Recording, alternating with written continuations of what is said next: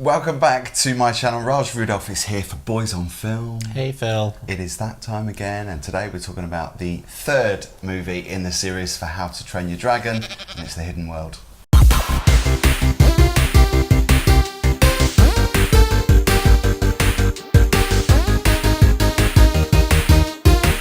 So, can we first talk about this immersive experience that we experienced? Yes, you know, we get invited to a lot of things that have the word immersive. Yeah, multimedia. In the experience, and then, you know, we'll get there and it's just, you know, it's pretty basic, you know. Somebody walking around, handing out flyers. And or, you know, like a few video clips on the wall. That's, to me, that's not really immersive. So when we got invited to this immersive screening of How to Train Your Dragon, I was like, oh God, here we go again. I can complain about how non-immersive it is, but actually I have to say, this is probably one of the most immersive film experiences I've ever had. Please. Yeah, totally.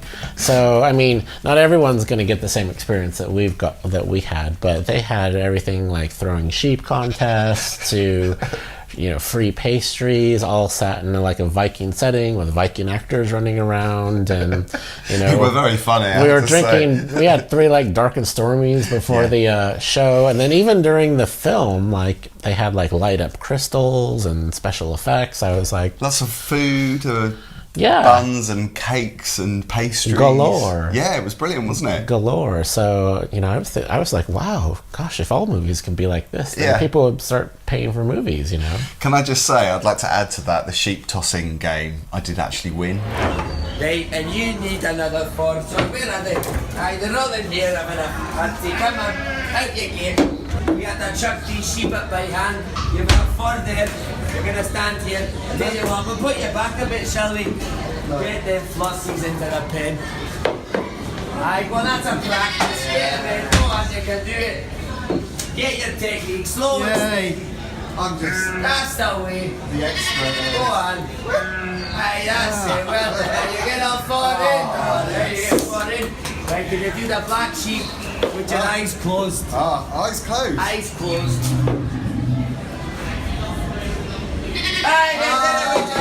And then I got the Viking helmet, and you gave it which back. I didn't realise was a prize, and I gave it back. Well done, here you go, your wee dragon race in there, yard. And you always fell off your head. It's windy out there today. Here you go, you can have a poster. Well done, well done.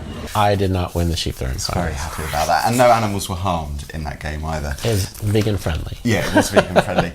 So it was a brilliant immersive experience, and during the screening of the movie as well, we had lights down the side and lights on the, you know, projected onto the ceiling. Yeah, little laser shows and and it was quite special. It was good for the kids. Yeah, definitely. And you never saw the first How to Train Your Dragon? I haven't seen the first or the second one. Oh, they're quite good films. Yeah. I think this really appeals to your inner animation geek. Yeah, to a certain extent. I'm a massive fan of Pixar and Disney. This is obviously DreamWorks. Got nothing against DreamWorks, but I just found that with this film, it was more of a kid's film than an adult's film, and I think Pixar, they kind of get both audiences, but DreamWorks, I think, is a bit more child-friendly, I think. I don't know. I think there's a lot of animation companies now that are just giving Pixar a run for their money, to be honest, because they used to dominate the animation world, but now, like, after seeing the film like Into the Spider-Verse, that's probably the most amazing animation I've ever seen. So I think the animation game is being, the ante's up. Stiff competition, isn't it? Yeah. There's so many companies doing it now, and it is big business. But this is, you know, I think it's a really charming film. It's directed by Dean DeBloy. Didn't realise, out gay director, who's a proper bear as well. I know, Phil sent me a message going, oh my God, I love this film even more, with a picture of the director, and I was like, I've rated my star rating. So yeah, I think it's been directed well. The only thing I would say is the downside for me is that the comedy in it didn't really make me laugh. I guess it's comedy really tailored for the kids. I don't know. I didn't really think it was too kiddie. Yeah, I just enjoyed it all around. There's a couple characters that were a bit like annoying, like the one character who's talked too much, the girl with the long hair. Oh yeah, she's meant to be annoying though, wasn't she? I found her quite funny. But I all around, I just really enjoyed it. The same way I enjoyed the original How to Train Your Dragon. This is an enjoyable film. Story-wise, is it very similar? Because this is obviously a tale about growing up. And I must say, it did tug on the heartstrings in the finale. I thought that was pretty emotional. To be honest, I could not even tell you the plot of How to Train Your Dragon. Oh, okay. Other than he finds a dragon and keeps it and names it Toothless, and that's all I remember. I don't think I've actually seen the second one either, but we were talking about this after the screening. You don't need to see the first one and the second one to enjoy this movie. You didn't, so and you followed along and everything. Yeah. For anyone, if you're even slightly interested in this movie, go check it out. If you like the animation style, if you like movies about dragons, it kind of ticks all the boxes for you. Yeah. Although, I will say that the female dragon, the white one, you know what I'm talking about? Oh yeah, you mentioned She looked like a cat. She didn't look like a dragon to me. She looked like a cat and moved like a cat. So, I don't know what was up with there. Maybe that was supposed to be on purpose, but she looked like a Possibly, yeah.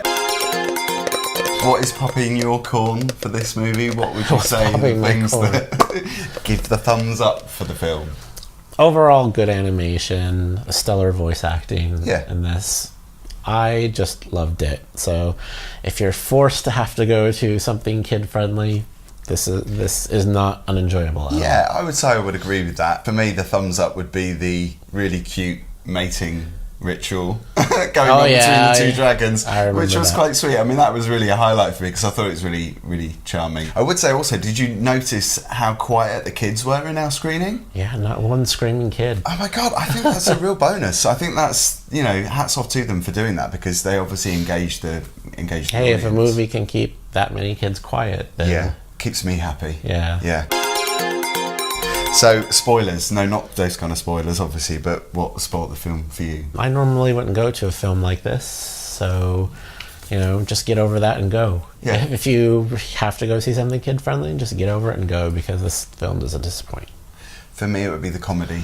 It wasn't as funny as it thought it was, I don't think. But then I'm not really their target audience. So Phil, it's a kid's film. I know.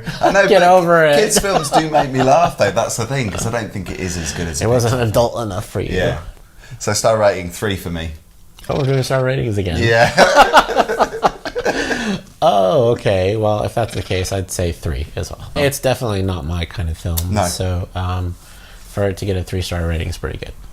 So How to Train Your Dragon, the third movie in the series. It's called The Hidden World. It is out in UK cinemas. And we are Boys on Film. I'm Phil, this is Raj, and we'll be back soon for another review, so make sure you subscribe.